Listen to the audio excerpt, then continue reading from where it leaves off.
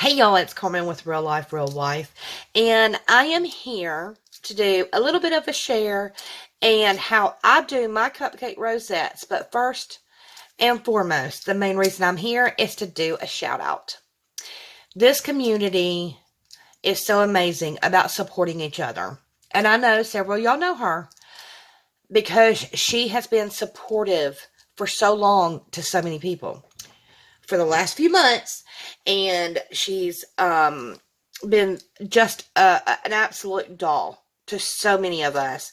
And with that being said, she has started her YouTube channel. She's got a few videos up. She is up, the last I looked was 76 visible subscribers. So y'all, let's get her up to 100. Do you think we can? I bet we could. If I do a shout out for her and you're not subscribed to her, please go check her out. If you are already, I challenge you to do a shout out as well and get your subscribers to go to her. Let's see if we can get her channel up and get her to at least 100, if not more. That's what this community is about. It's about the love and the sharing and the caring. And so let's see how much we can get her up in, let's say, the next week or two. With that being said, her and I were talking last night, and we were talking about different ways to do rosettes. The woman has a talent at freehanding rosettes. Not sure that I could do it, but she definitely can. And we had started talking about doing cupcake rosettes and how everybody has their own different method. Most people tend to cut out the center part and glue the rosette as if you would do an actual regular paper rosette. And I think she said she does, I can't remember, honey, and I apologize, but I think she says she just like cuts an X or cuts something. And I'm like, you know what? I don't cut anything. I just don't. I don't see any reason for it. Now, to each his own. I think I did see, now I was doing this before I even saw this video, but I do remember seeing one other person who does not cut theirs as well as I was searching. These are a couple of my samples. Now, I'm kind of funny when it comes to cupcake rosettes because they can be so off. Now, this one is what I did was I took the large cupcake liner and a small mini cupcake liner. The outside I cut with some old picking shears. You can tell they are old. I think these were mine in high school so long ago when I took home ec. Isn't that sad? But I still got them. But yeah, they, so yeah, I use those for paper now. And I just cut around. Here's my issue with cutting with these or any scissors.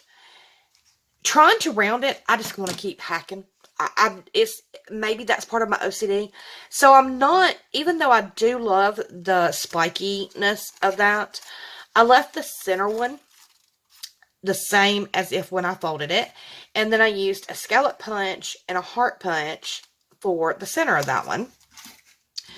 Now this one, same way, except for this is the metal cupcake liners. And I did double layer, and I cut both of them with the pinking shears. And then I did another scallop and another heart punch. So that's those. And this is just two minis. Two mini cupcake liners and the polka dot, and I just did a scallop. Now I could add a heart if I wanted to. Whether it be the polka dot red or the pink glitter. But if I just leave it like this, which I don't mind the little ones. I don't know why. I don't mind the little ones without cutting them. But the larger ones, there's something about them that they get more distorted. So I have to cut or hack or something. So here's my favorite go-to. And I know I've had a couple people ask me to explain this. And they've guessed it. Miss Deborah was one of them. Is, did I use a die? Yes, I did. It's cupcake liners. And I used, for the large cupcake, I flatten it out the way I do, and then I cut it out with my die cut, and then I did the small one, did the same thing, and cut it out with the smaller one. And then I just used a circle punch and a glittery heart and some foam tape. And this is my favorite because this is symmetrical. This I can handle. Okay, let me show you real quick how I do this. Now, there's many different things that you can use, and I tried to use my find my favorite scoring tool, and I could not do it. But basically, and I'm sorry about the noise, it's going to be probably noisy, but actually, let me start with the small one. Because it's going to, hear it, that's going to make some noise. Now, I'm going to try to do it quick enough so it doesn't get too irritating, but the slower you are, the more precise you can get the circle, if that makes sense. But basically, all I do is I push it down until it starts flaring out. And then I hold it. And do you see how it's got, it automatically wants to crease on its own. Now, this is my new tool. I'll explain this at a different time. But it's just a stylist, and it's very pointy. And you see how it kind of wants to go this way. So instead, I do it this way, and I'm going to tuck in, and I'm going to push in. And like I said, the slower you go, the better the roundness of it. You can control it a little bit better. And I just push it in and let it fold up on itself. And I squish the middle in, and there you go. Pop you a little circle, and that's it. So, I'm going to do it one more time, and I'm going to do it with the big one. Now, I will be honest with you. I use my nails a lot because I have them. Not everybody does. So I'm going to take this, and I can actually take this little pokey tool and kind of give it a line if I wanted to. You don't have to. This is just something if you like more symmetrical. It helps it kind of, it's kind of like scoring it. And it helps you get more of a symmetrical circle or whatever. You know what I'm saying. See how that goes?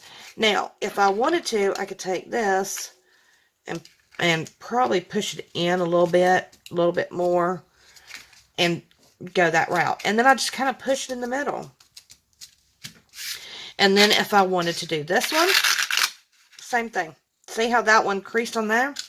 Well, I'd pop it back up, and then I'd kind of use my tool, push it back down, and I would just kind of, oops. Yep, let me show my bad side of everything. Let me push that one aside. I'd take my tool, kind of score it a little bit, and just kind of push it in, down, circle, and that's it. And then I'd cover the middle. Let's see, I like those two colors together. So, I'm going to go ahead and hot glue those. Ooh, that was warm. No, I did not burn myself. And then, let's see, do I like that? Do I like the red? No, I like this one. Actually, let me try this one. I think I might like that. Yeah, I like that. So, do that. And then I just put another. Make sure it's centered. Oops, I got some glue coming out, but that's okay. Always can fix that. And there you go. And then if I wanted to add a heart, I could. Do I like that one, or do I like the solid? I like the solid. Now I could make this one dimensional if I wanted to, but I'm not going to. Sometimes I just like it all being flat. And there you go. Now I could trim this up if I wanted to, or I could run it through the die cut like that one. And more than likely I'll run it through the die cut, because even though this works, I can see how it's off up here compared to here, and that's an OCD thing for me. Sometimes it will bug me, sometimes it won't. But here are my examples, and like I said, it's basically just if you just kind of get that pattern ready to go, it's just a matter of pushing it down and letting it fold in on itself. It's that simple. And then I don't have to cut anything. Okay, y'all. Thank you for watching. Be sure to check out Lorraine's channel, please. She's just getting started out, and I cannot wait to see her numbers climb. She definitely is well deserving, and I hope that you bless her as well as you have blessed me. Thank y'all all so much, and as I always say, I wish you the absolute best.